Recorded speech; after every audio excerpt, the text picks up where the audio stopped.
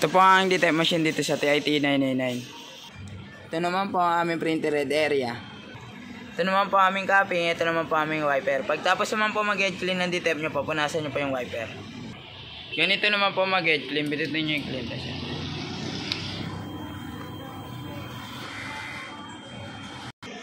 Ito naman po ang nozzle check ng detect po namin. Ito po yung white. Ito naman po yung color.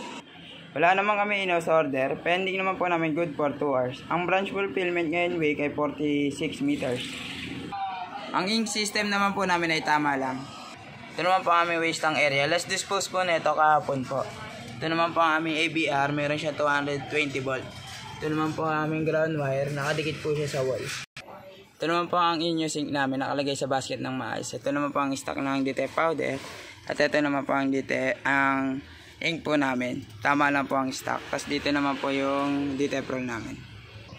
Ito naman po ang consumable monitoring namin. Sa white naman po, dalawa po na gamit namin. Cyan, isa. Yellow, isa. Black, isa. Detect powder, 3. Detect film, 2.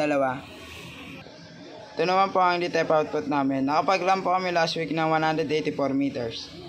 Ito naman po ang aming printer Dell Keclis. Updated naman po siya. Thank you.